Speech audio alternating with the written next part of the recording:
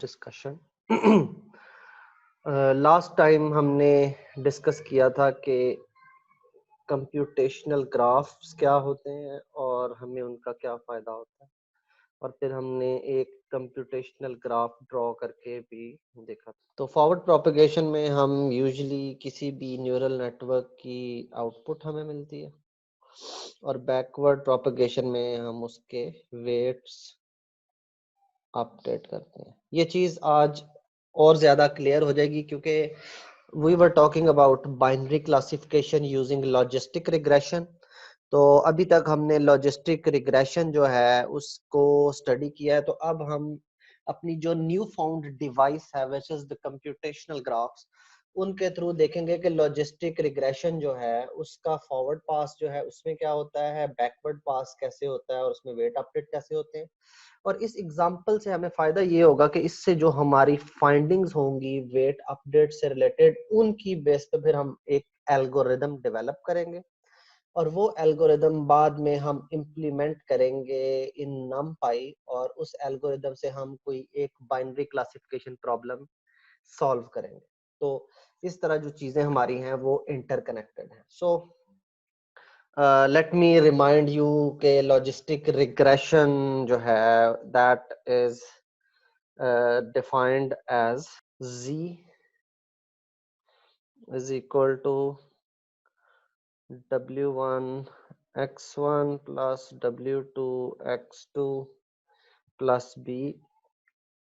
अगर आपको याद हो तो मैं अभी तक इस पोर्शन को लिखता आ रहा हूँ w transpose capital x plus b, लेकिन चूंकि अब हमने वेट अपडेट्स को इंडिविजुअल वैल्यूज के फॉर्म में देखना है, इसलिए अब मैं इस कैपिटल जो w का मैट्रिक्स है उसको मैं इंडिविजुअल दो वेट्स की फॉर्म में लूंगा। सो that is the same old z जो हम निकालते आ रहे हैं। उसके बाद हमें पता है कि z is equal to y is equal to, ये y एक्चुअली y हैट है। अच्छा, इस y हैट को भी अब हम a यानी एक्टिवेशन का नाम देंगे। तो y हैट तक, क्योंकि बात सूरतों में मैंने देखा है कि y और y हैट में अगर मैं सिर्फ ये हैट डालना भूल जाऊं तो it can create a lot of confusion. So from now on I am writing this guy as a. so a is actually the y hat. Okay, so we know that this is sigma of z, and इसके बाद हमने loss function जो था वो हमारा अब हो जाएगा a इंटू वाई, क्योंकि अगर आपको याद हो तो this a is actually y hat, so there is no change, just मैं फॉर्मूला रीराइट कर रहा हूँ इसका। That would be negative of y into log of a। ये नेगेटिव एक्चुअली पूरी एक्सप्रेशन के साथ आएगा ताकि हमें कंफ्यूजन ना हो, plus 1 minus Y into log of 1 minus a, so that would be our loss function। और हम अपनी स्टडी के लिए अज्यूम करेंगे कि हमारे पास इनपुट जो है वो दो इनपुट्स हैं। we have two inputs x1 and x2, so let's make a computational graph out of it। okay, और इन सब से हम जनरेट करते हैं z which is equal to w1 x1 plus w2 x2 plus b। so that is our first stage।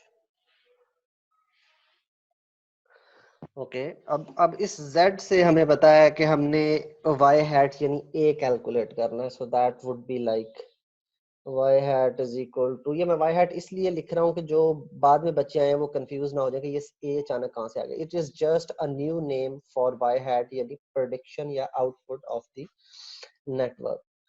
So that would be equal to 1 over 1 plus e raised to power minus z। ये वाला e z जो है वो इधर use होगा, and then we have इस y से फिर हम, आपको याद होगा कि लॉस कैलकुलेट करते हैं बिटवीन a एंड y।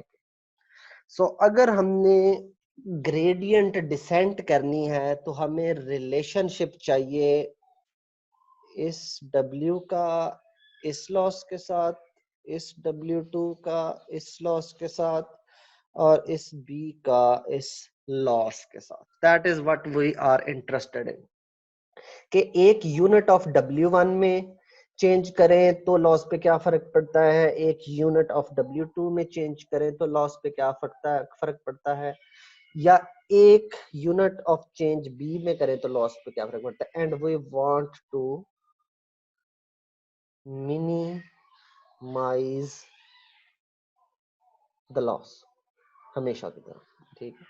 तो ये हमारा एक सादा सा कंप्यूटेशनल ग्राफ है for the logistic regression. Okay, so अब हम देखते हैं कि फॉरवर्ड पास तो हमें बड़ा आसानी से नजर आ रहा है। अब हम बैकवर्ड पास जो है उसके लिए मैं रेड पेन यूज करूंगा। सो आई जस्ट ग्रेडियंट अगर हमने निकालनी है, पहले हम लिखें कि हम इंटरेस्टेड किस चीज में। We are interested in finding D by dw1 of L into A into Y.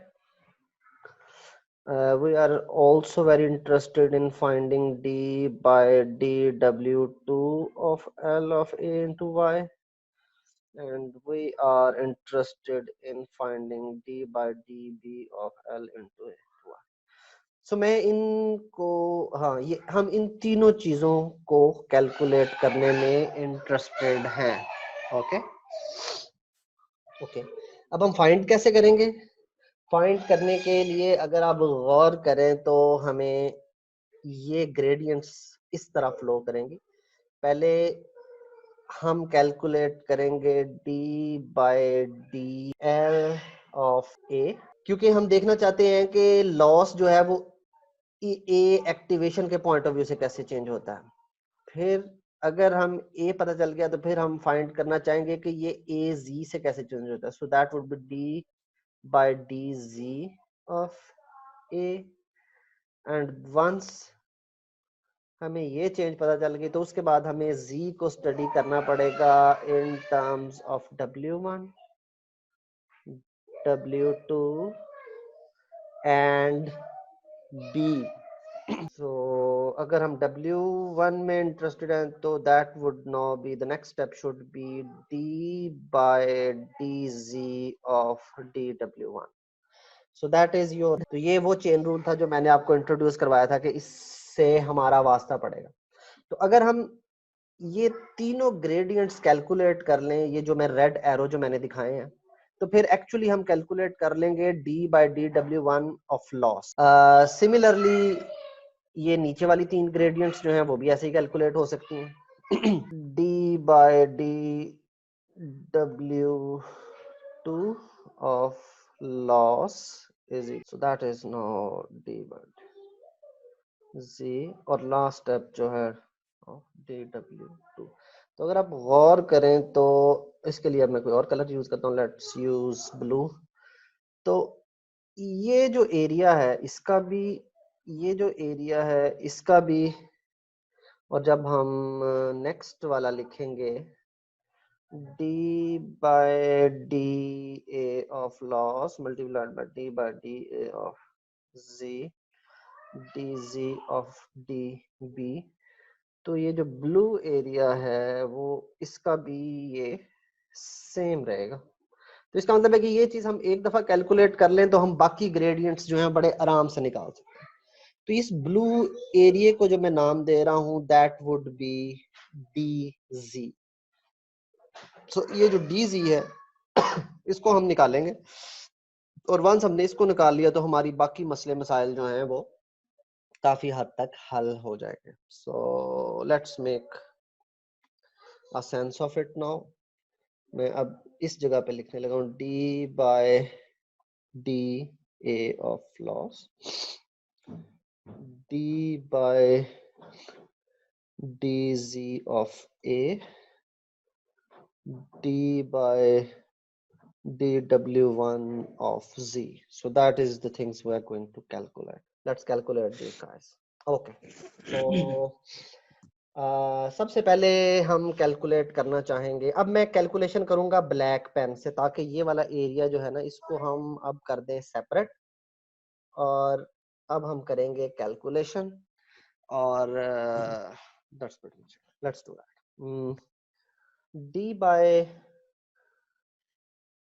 dA of loss is equal to derivative of A। आपको ये आइडिया है कि हमारे पास जो फॉर्मूला था वो था minus and y log of A, और उसके बाद plus 1 minus Y into log of 1 minus A. ये माइनस है दरमियान में, ठीक। हमने इसका डेरिवेटिव निकालना है। Okay, let's calculate it. So that would be equal to, पहले इतने पोर्शन को अगर हम देखें तो y इज अ कांस्टेंट और log ऑफ a का डेरिवेटिव होता है 1/a, अगर आप लोगों को कैलकुलस थोड़ी सी याद हो, ठीक है। तो अब मैं पहले इतने पोर्शन को लिखने लगा हूं। So that would be equal to minus y over a, and जो अब बाकी का पोर्शन है, लेट्स टॉक अबाउट दिस। बाकी का पोर्शन हम अब सॉल्व करना चाहते हैं। ये 1 माइनस वाई अगेन कांस्टेंट है, so I am just going to write it as it is. अब ये जो लॉग वाला पोर्शन है इसका डेरिवेटिव होगा 1 माइनस ए, लेकिन साथ में हमें कैलकुलेट करना पड़ेगा d बाय साथ में हमें कैलकुलेट करना पड़ेगा d by D A of 1 minus A, ठीक है। So d by D A of 1 minus A अगर आप नोट करें तो ये 1 के लिए कांस्टेंट 0 होगा और ये माइनस ए के लिए this is going to be -1।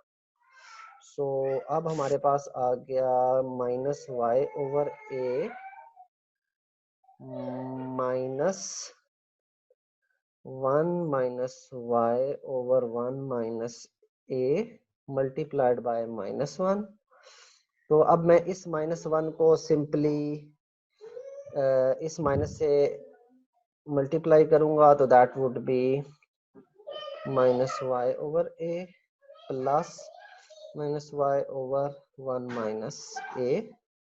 और इस पे एक स्टेप हम और करेंगे जो which will help us in the long run and that is to solve it. So अगर मैं इस एरिया को सॉल्व करना चाहूँ तो दैट वुड बी, पहले मैं इसका एलसीएम ले लूंगा, that would be equal to a into 1 minus a, so that is minus y into 1 minus a and then a into 1 minus y, which is equal to minus y plus ay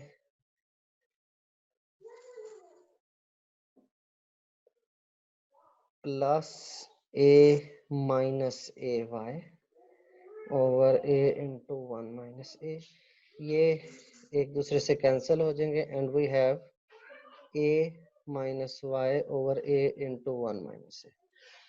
So this is dl over dA which is equal to a minus y over a into 1 minus a। अब आपको idea हुआ होगा कि मैंने a को अलग क्यों किया था। अब यहाँ y hat होता तो कंफ्यूजन का ढेर लगा होना, so that is why I separated it as a। Now you can clearly see this is a, this is y, this is a into 1 minus a, that is your activation या output of the neural net, ठीक है।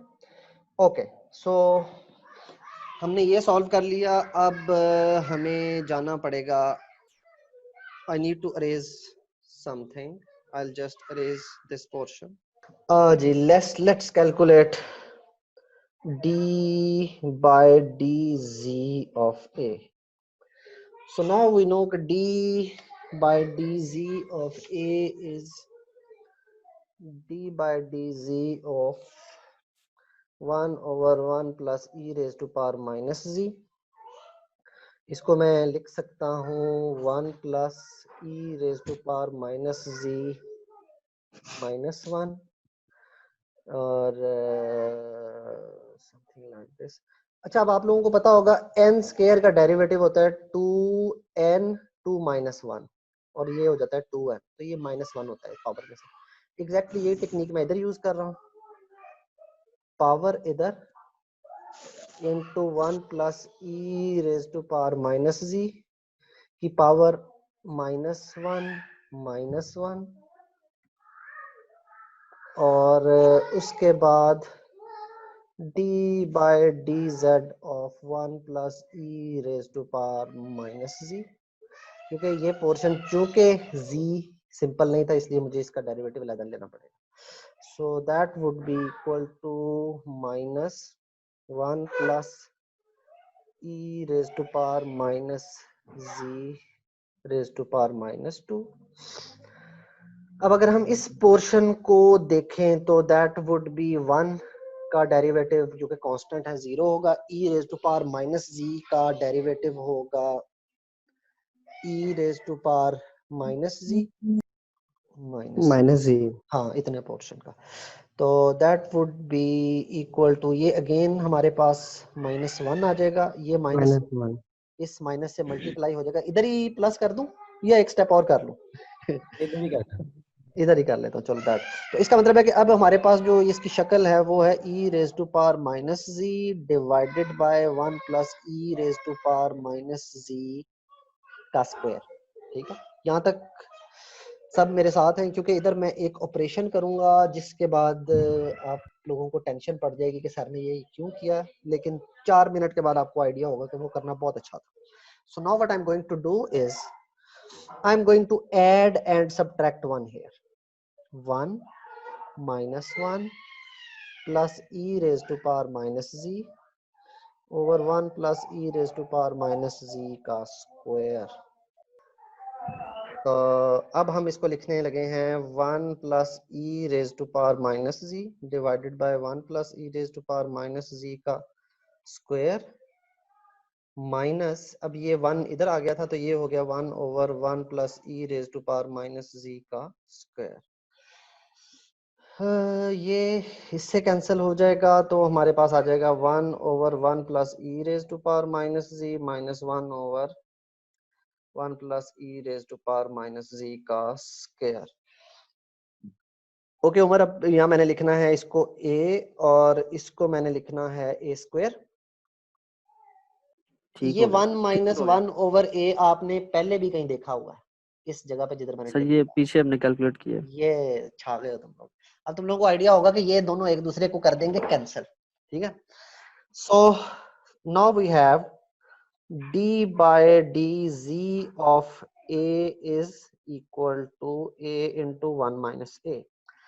अब इसका मतलब है कि हमारे पास इतनी कैलकुलेशन हो गई है कि अब ये हम अपना जो मैंने ब्लू से लिखा हुआ dz है ये कैलकुलेट कर सकते हैं। तो अब मैं अपना dz लिखने लगा हूँ। सो ब्लू से मैंने लिखा है dz which is equal to d by dA of loss multiplied by d by dz of a। d by dA of loss था a minus y over a into 1 minus a। d by dz of a जो है वो है a into 1 minus a। so the answer would be a minus y। ठीक है, so this dz is a minus y। ये आपने सिर्फ ये याद रखना है ये क्या है। अब मैं बाकी कैलकुलेशन जो है वो मैं अरेज करना चाहता हूँ, क्योंकि अब मैंने ये जो मैं ब्लू जिनके आगे लगा रहा हूँ ना लाइनें, अब मैंने ये कैलकुलेट करना है और मैंने अगर व्हाइट बोर्ड चेंज किया तो बड़ी टेंशन हो जाएगी। तो मैं इसका वैसे स्क्रीनशॉट भी ले लेता हूँ, आप लोग भी अगर स्क्रीनशॉट लेना चाहें तो ले लें, क्योंकि I need to arrange some calculation now. Okay ji, अब हम कैलकुलेट करने लगे हैं d by dw1 ऑफ, इसको मैं अब नाम दूंगा dw1 का। ठीक है, ताकि ये सारी जो चीज है ना हमें लिखनी ना पड़े। And that is equal to dz multiplied bye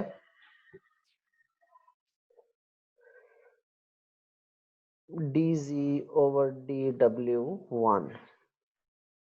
okay जी, dz हमें पता है a माइनस वाई के बराबर है, और dz/dw1 इज, ये हम देख लेते हैं। अगर आप इस जगह पे आए तो ये बाकी चीजें कांस्टेंट के तौर पे डील होंगी, ये 0 हो जाएंगी। इस जगह पे w1 1 हो जाएगा, तो आंसर वुड बी x1। सो मैं इधर फुट नोट में लिख देता हूँ कि ये वाली जो चीज है that would be equal to x1 actually. ठीक है, तो ये किसी को इतराज तो नहीं है कि ये कहाँ से आया?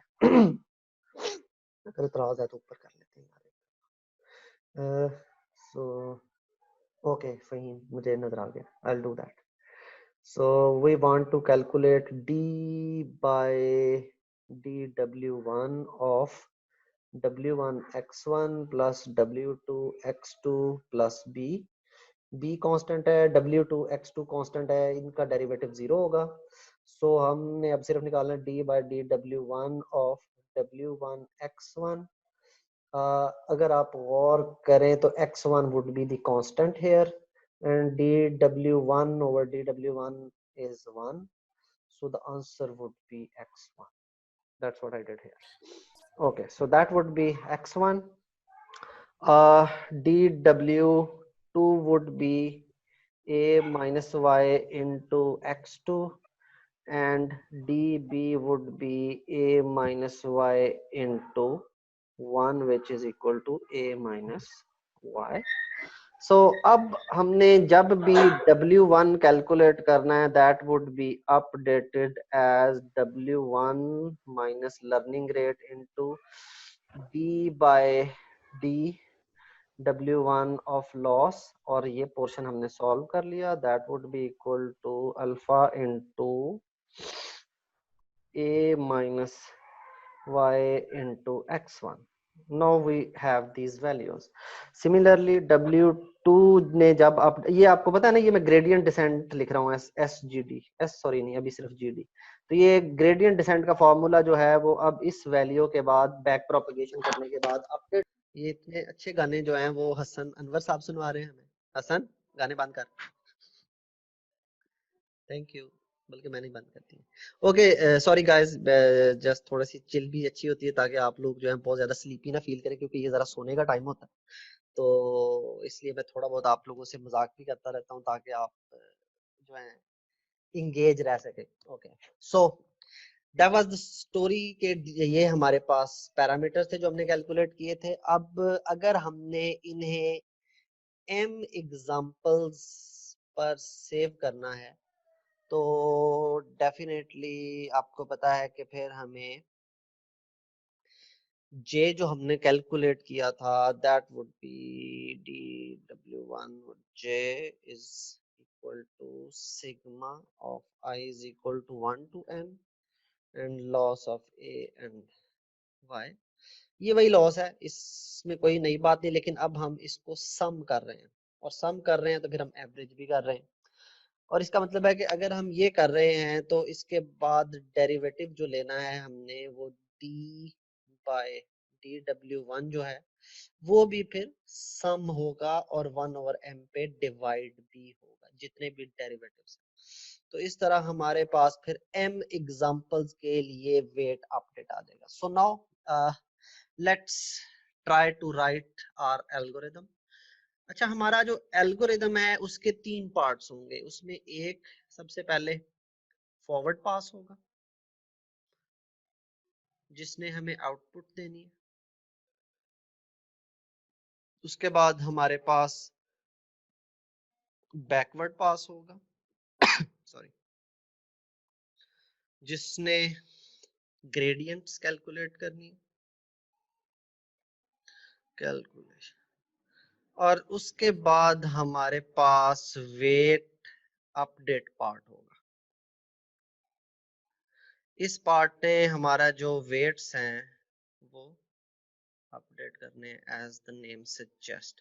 और हम वही एग्जांपल ले रहे हैं कि हमने 2 वेट्स रखने हैं, जैसे हमने कल जो ग्राफ बनाया था, तो उसी ग्राफ को हमने आगे लेके चलना है। तो हमारे पास दो वेट्स हैं W1 W2 और एक बायस है as a parameters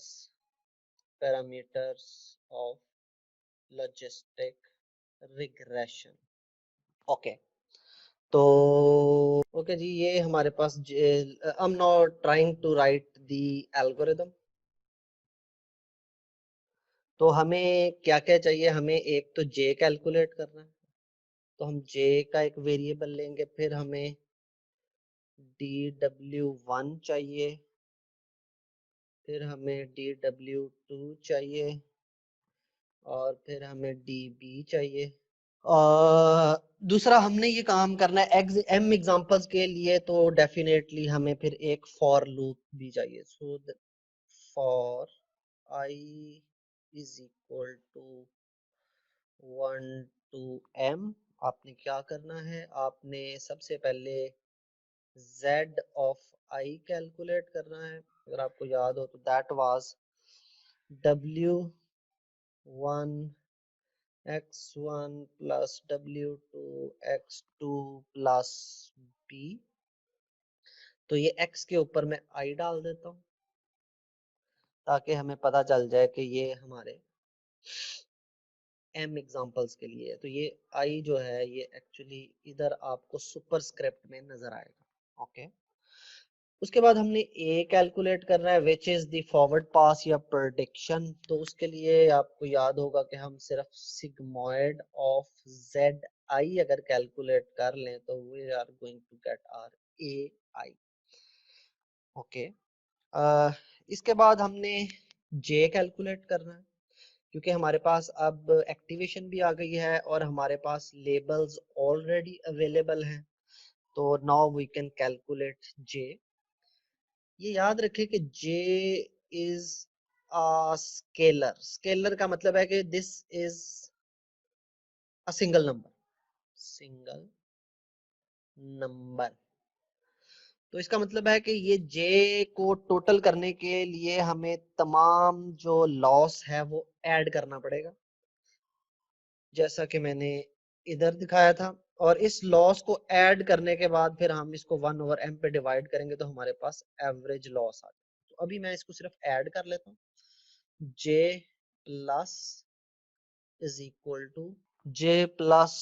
equal to negative log loss है चूंकि हमारा, सो that is y of i।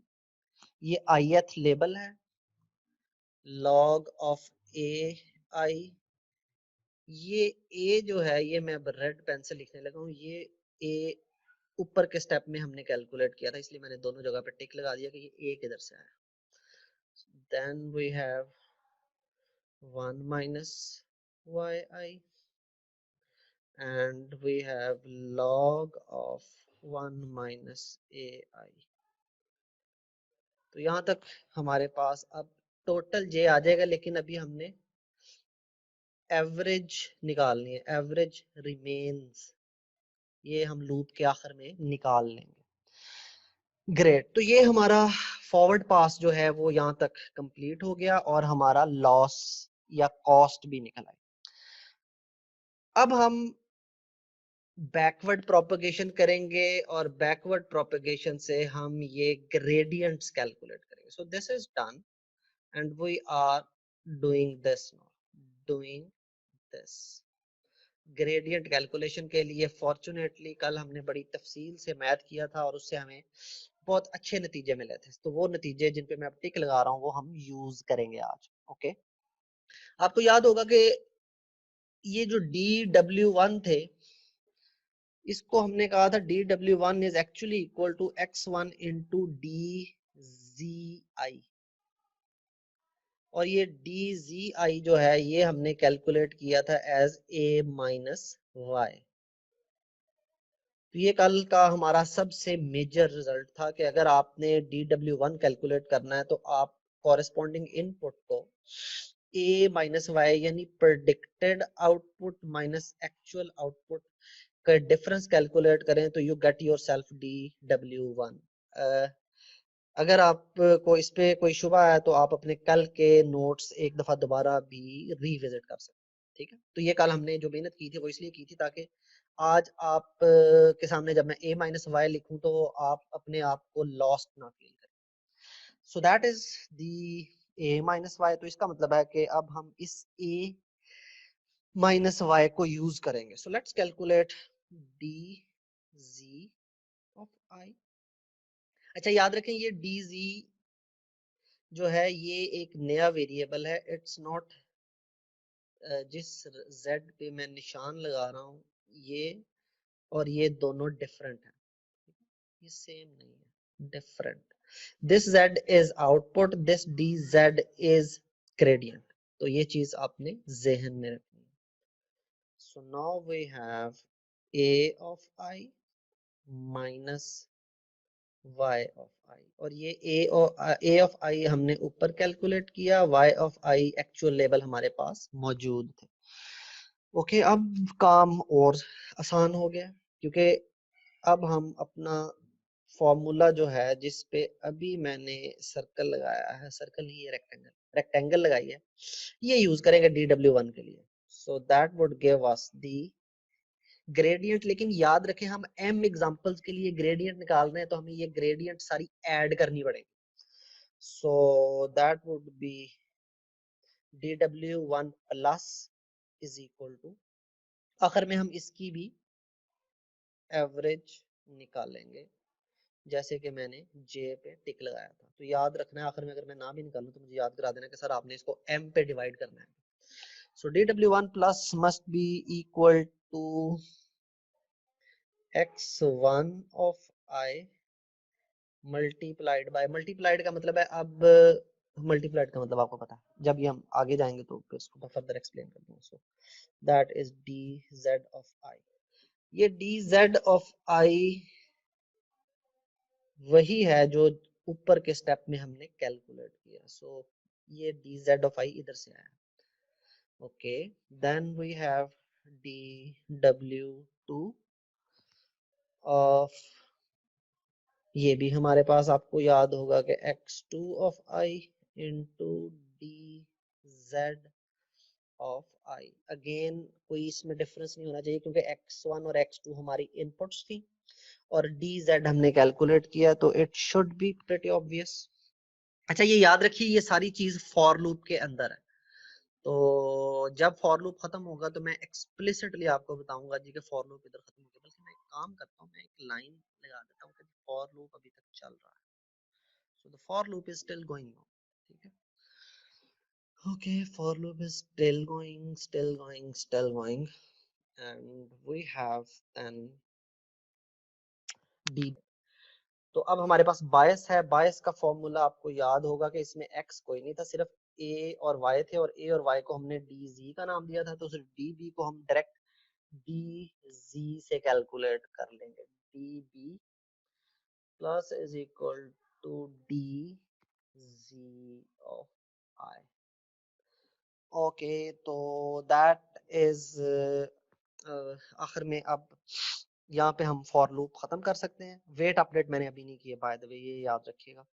तो अब हमने इन सब की एवरेज लेनी है. सो एक्चुअल j जो हमारा है that would be equal to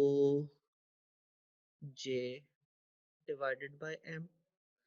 ये जो ऊपर j कैलकुलेट हुआ, जो हमारा dw है that would be dw1 divided by m. अच्छा ये सारी चीजें फॉर लूप से बाहर हैं, ये ध्यान में रखना. dw2 is equal to dw2 of m and db is equal to db divided by m. so that is, ये कहाँ से कहाँ तक, यहाँ से लेके यहाँ तक हमारा है back propagation, back propagation. Okay ji अब आप अनम्यूट कर सकते हैं और क्वेश्चन पूछ सकते हैं. I will be waiting for 1 minute. So feel free to unmute and ask your questions. Sir मेरे क्वेश्चंस हैं, लेकिन 3 डिफरेंट क्वेश्चंस हैं। मैं वन बाय वन पूछूंगा, राइट? आसान आसान है या मुश्किल मुश्किल है, पहले ये बताओ। नहीं सर, इसी से रिलेटेड है। ओके फिर ठीक। फर्स्ट जो आपने अभी फॉर लूप लगाया है और आप एवरेज कैलकुलेट कर रहे हैं डेरिवेटिव्स की, ग्रेडियंट्स की, राइट? बिल्कुल। तो इसका एक सॉल्यूशन ये भी तो हो सकता है कि हम हर ट्रेनिंग सेट के लिए वो अ, उसी वक्त कैलकुलेट करके उसी वक्त अपडेट करते रहें। फर्स्ट क्वेश्चन ये था, ठीक ये है। ऐसा पॉसिबल है या नहीं? सेकंड क्वेश्चन मेरा ये है कि जो आपका लॉस फंक्शन है, आपने आउटपुट लेयर के लिए तो कल बताया, लेकिन जब आप हिडन लेयर पे होंगे, हिडन लेयर के लिए आपका लॉस फंक्शन आप कैसे कैलकुलेट करेंगे और वहां कैसे वेट्स अपडेट होंगे? अभी तो हम एक लेयर की बात कर रहे हैं। एग्जैक्टली। थर्ड क्वेश्चन बिल्कुल सही है। थर्ड क्वेश्चन इज कि सर मैं लास्ट नाइट एक आर्टिकल पढ़ रहा था, तो मैं एक चीज मेरी नजरों के सामने से गुजरी थी कि आप जब वेट इनिशियलाइजेशन करते हैं, तो आपका जब न्यूरल नेटवर्क्स की लेयर्स बढ़ जाती हैं और आप सिग्मा फंक्शन यूज करते हैं, तो you get into the problem of gradient vanishing vanishing gradient. Vanishing and gradient gradient problem. Exploding. आप उसका भी बता दीजिएगा, उसके सॉल्यूशंस क्या हैं, ग्रेडियंट वैनिशिंग के, हम वेट्स इनिशियलाइजेशन की टेक्निक्स क्या हैं, और ये जी बाकी ठीक है। क्वेश्चंस का भी एड्रेस करने का। Thank you so okay. Much. अच्छा, पहली बात ये कि ये फॉर लूप से बेहतर कोई तरीका है, ऑफ कोर्स है, और वो मैं बताऊंगा like in 15 minutes, so you have to bear me for another 15 minutes. दूसरी बात ये है कि हिडन लेयर्स पे अभी मैं जानबूझ के नहीं गया। वजह ये है कि ये एल्गोरिदम जो है ये सिर्फ लॉजिस्टिक रिग्रेशन है। वंस ये हमने कंप्लीट कर लेना है तो फिर आपको आइडिया ये होगा कि जो, जैसे अब देखें मैंने कंप्यूटेशनल ग्राफ बनाया था। कंप्यूटेशनल ग्राफ में आपने फील किया होगा कि दरमियान में बहुत सारी ग्रेडियंट्स मैंने इग्नोर कर दी, जैसे D A over D G जो थी वो मैंने इग्नोर कर दी थी। फिर अगर मैं चाहता तो डी जी भी इग्नोर कर सकता था, मैं डायरेक्ट आपको डी डब्ल्यू वन और डी डब्ल्यू टू कैलकुलेट करवाता। तो टेक अवे ये है कि जिस तरह ये दो ग्रेडियंट्स मैंने इग्नोर किए हैं, it doesn't matter hidden layer में कितनी ग्रेडियंट्स हैं, अगर हम लॉस फंक्शन को in terms of initial weights represent कर सकते हैं तो दैट वुड बी इजी। अच्छा, अब इधर एक अगला पॉइंट ये है कि जैसे हम पहली लेयर के वेट अपडेट करते हैं, इसका मतलब है कि हम उसी तरह दूसरी लेयर के वेट भी अपडेट कर सकते हैं, तीसरी के भी कर सकते हैं। इसके लिए दो तरीके यूज होते हैं। एक होता है कि आप हर लेयर पे इंडिपेंडेंटली आउटपुट के लिहाज से पहले ग्रेडियंट्स कैलकुलेट करके वेट अपडेट कर लें। इसके लिए एक मशहूर जमाना नाम यूज होता है जिसे कहते हैं pre training neural network. Pre training, शायद ये लफ्ज कभी आपके सामने से गुजरा हो, ट्रेनिंग। लेकिन इट टर्न्ड आउट कि प्री ट्रेनिंग जो है वो एक तो बड़ी पेनफुल है, क्योंकि आपने अगर 5 लेयर यूज करनी है तो पांचों लेयर्स को अलग अलग पहले आप ट्रेन करें, उसके बाद उनके वेट्स लें और उसके बाद फिर आप दोबारा से ही ग्रेडियंट डिसेंड करें। तो pre training is no longer. अब हम क्या करते हैं कि हम तमाम वेट्स को रैंडमली जो है इनिशियलाइज कर देते हैं। ये इनिशियलाइजेशन पे अभी मैं बाद में आऊंगा। ये आपका तीसरा क्वेश्चन था, अभी मैं दूसरे क्वेश्चन पे। जी सर। इनिशियलाइजेशन जो है उसको हम रैंडमली करते हैं और हम ये अज्यूम करते हैं कि अब हमारी जो एरर सरफेस है वो एक multi dimensional surface. I don't know आप कैसे इसको अज्यूम करेंगे। आप वही अजम्पशन ले लें कि एक चद्दर है, 4 लोगों ने पकड़ी हुई है, दरमियान में एक मोटा लोहे का बॉल पड़ा हुआ है, सो दैट वुड बी ये तो इसमें होगा थ्री ना जब आप डायमेंशन। दो वेरिएबल्स डील कर रहे हैं। नहीं, हाँ जी, 2 वेरिएबल। तो मैं इसको, अब आप इसी कॉन्सेप्ट को n डायमेंशंस में एक्सटेंड कर लें तो आपको आपका आंसर मिल जाएगा। लेकिन मसला ये है कि we humans can not intuitively conceptualize n dimensions. तो ओके, अ, मेरा ख्याल है कि इधर फिर मैं आपके इंट्यूशन की कोई ज्यादा मदद नहीं कर सकता। ओके, ठीक है now sir. We come to the initialization. Initialization is an open research topic. लोगों ने पीएचडी की है इसमें। मसलन कुछ इनिशियलाइजेशंस आपने देखी होंगी कि रैंडम इनिशियलाइजेशन के क्या इफेक्ट्स हैं, जीरो इनिशियलाइजेशन के क्या इफेक्ट्स हैं। फिर लोगों ने इनिशियलाइजेशंस प्रपोज की हैं, जैसे एक बड़ी मशहूर है जमाना, मेरी फेवरेट इनिशियलाइजेशन जो है वो है जेवियर या हावियार इनिशियलाइजेशन भी इसको कहते हैं। ये बड़े अच्छे रिजल्ट्स ओके, बाज दफा देती है। इसी तरह एक दो और जो है, जैसे लेकुन, नॉर्मल इनिशियलाइजेशन है, and so on. So initialization जो है ये एक पूरा न्यूरल नेटवर्क का सब फील्ड है, and it is a very vibrant research field. तो आप डिफरेंट प्रॉब्लम के लिए डिफरेंट इनिशियलाइजेशन स्टडी कर सकते हैं, उनके इफेक्ट स्टडी कर सकते हैं, आप देख सकते हैं कि किस इनिशियलाइजेशन पे नेटवर्क कितनी जल्दी कन्वर्ज होता है। कन्वर्ज का मतलब आपको पता ही होगा कि कन्वर्ज का मतलब है कि वो Yes, sir. ग्लोबल मिनिमा पे कितनी जल्दी पहुंचता है। तो समरी आंसर ये है कि there are a lot of initializations available. आधे sir. सिर्फ आधे मिनट में स्टैंडर्ड डेविएशन का रिलेशन इनिशियलाइजेशन के साथ समझा दें, तो आपकी बहुत मेहरबानी होगी, ये मुझे नहीं समझ आया। स्टैंडर्ड डिविएशन बड़ी सादा सी बात है, ये आपको ये बताती है कि जितनी भी वैल्यूज हैं वो मीन के कितने करीब है, ठीक है ना। Yes sir. अब इस केस में आपने जो कहा था ना मीन 0 और स्टैंडर्ड डिविएशन 1, इसको हम एक नाम देते हैं गाउसियन का, ठीक है।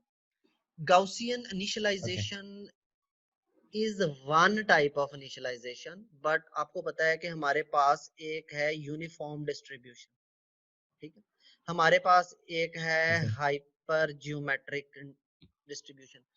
मैं अब मैं वन लाइनर आपको बताने लगा हूँ, शायद वो आपका क्वेश्चन आंसर करे या ना करे, लेकिन वो वन लाइनर ये है कि you can use any probability distribution you want for initialization of weight, and then you study के इस पर्टिकुलर प्रोबेबिलिटी डिस्ट्रीब्यूशन ने आपके वेट्स या आपके मॉडल को कन्वर्ज होने में कितनी हेल्प की, क्योंकि at the end of the day neural networks जो हैं they are a trial and error technique, ठीक है। तो बस इससे ज्यादा मैं कुछ अभी नहीं कहना चाहता एट दिस पॉइंट। तो सर इज इट पॉसिबल आपका ग्रेडियंट प्रॉब्लम सॉल्व हो जाएगी वैनिशिंग ग्रेडियंट इसको सॉल्व स्टडी करने के करके? तो बड़े खूबसूरत तरीके हमारे पास हैं। फॉर वो हम एग्जांपल आगे स्टडी करेंगे। ऑफ कोर्स करेंगे, उसके बगैर तो हम आगे चल ही नहीं सकते। फुली कनेक्टेड नेटवर्क या सीएनएन जब हम पढ़ेंगे तो उस वक्त ग्रेडियंट वैनिशिंग एक बड़ा सीरियस प्रॉब्लम लेकिन होता सर ये सिर्फ सिग्मॉइड के अंदर ही आता है या बाकी है। एक्टिवेशन नहीं नॉन नहीं, लीनियर फंक्शन सिग्मॉइड जितने भी हैं हमारे सिग्मॉइड पास? में आता है, और सिग्मॉइड लाइक एक्टिवेशन, एक और सिग्मॉइड लाइक एक्टिवेशन है जिसे हम कहते हैं 10H। 10H। 10H आपको पता है -1 से 1 तक है, इसलिए इसको भी सिग्मॉइड लाइक कहते हैं। इसमें एग्जैक्टली। भी ये प्रॉब्लम आता है, लेकिन कंपैरेटिवली कम है। तो इसके लिए हमारे पास जो, अगर आप गौर करें तो बल्कि मैं 1 मिनट लगा के ना ये I would definitely want to address it. फर्ज करें ये है 0.5, ठीक हो गया। अब आपको पता है कि ये 0.5 है और 0 to 1। Very good 0 to 1। Okay, इसका मतलब है कि सिग्मॉइड स्टार्ट इधर से होगा और ये अपने इन्फ्लेक्शन पॉइंट, ओके नहीं सुना तो मैं आपको समझा दूंगा। ये इन्फ्लेक्शन पॉइंट इसलिए भी जरूरी है कि इसका कोरोना से डायरेक्ट ताल्लुक है। So I will definitely want to spend a minute or two on it. Okay, अगर अगर आप गौर करें तो यहाँ तक ये एक्सपोनेंशियल है, ठीक है, दिस इज एक्सपोनेंशियल। लेकिन अगर आप गौर करें तो यहाँ से इट्स नाउ लॉगरिथमिक, ठीक है। अगर अगर आप इस पूरी शक्ल पे गौर करें तो ये शक्ल है सिग्मॉइड, ठीक है। ओके, प्रॉब्लम क्या है? प्रॉब्लम ये है कि इस जगह पे ये फर्ज करें ये 1 है और ये 0 है, 1 और 0। अब 1 से आगे की जो भी जगह है उस जगह पे आपको कोई रेट ऑफ चेंज नजर आ रहा है ऑन? Yes sir. 1 से आगे इस ग्राफ में नो। कोई रेट ऑफ चेंज नो। नजर आ रहा है? तो अगर rate of no change sir, 0 हो तो फिर ग्रेडियंट क्या होगी? 0 होगा। जबरदस्त। इसका मतलब है कि जैसे ही इस जगह पे हम पहुंचेंगे तो हमारे पास सारी ग्रेडियंट्स 0 होना शुरू हो जाएंगे। सिमिलरली अब मैं जा रहा हूँ 0 की दूसरी साइड पे, इस जगह पे आपको कोई रेट ऑफ चेंज नजर आ रहा है किसी बच्चे को? हाँ सर। गुड। इसका मतलब है कि हर वो ग्रेडियंट जो इस जगह पे या इस जगह पे फॉल करेगी दैट वुड बी 0 ग्रेडियंट, और जब हम बैक प्रॉप करते हुए उस 0 ग्रेडियंट को बाकी ग्रेडियंट से मल्टीप्लाई करेंगे तो बाकी ग्रेडियंट्स पे क्या असर पड़ेगा? वो फॉर 0 एग्जाम्पल, हो जाएगा। हाँ, जैसे dw1 is equal to x1 into dz, लेकिन dz 0 है, x1 इंटू 0 इज अगेन 0, ठीक है ना। So this problem is called, not surprisingly, vanishing gradient problem. ठीक है, ओके। सही है, आपके इनिशियल लेयर्स पे ही आती है ना? जरूरी नहीं। हर वो लेयर मतलब जिस पे लेयर आप जब ज्यादा हो सिग्मॉइड आपकी। यूज करेंगे, हर वो लेयर जिस पे आप सिग्मॉइड यूज करेंगे, Okay. उस पे आपको ज़हनी तौर पे तैयार रहना चाहिए कि ये एरर आ सकता है। ठीक है, अच्छा। Okay. अब इसका इलाज सिग्मॉइड में तो नहीं है। अब ये बताने का मकसद ये था कि सिग्मॉइड में ये प्रॉब्लम क्यों आता है। अब आपको सबको अंडरस्टैंड हो गया कि सिग्मॉइड में ये प्रॉब्लम क्यों आता है। मैं दोबारा बता देता हूँ। सिग्मॉइड में 0 से छोटे नंबर और 1 से बड़े नंबर जब भी ग्रेडियंट्स में फ्लो करते हैं तो उस जगह पे रेट ऑफ चेंज 0 हो जाता है, जैसा कि मैंने अभी ग्राफ से आपको शो किया।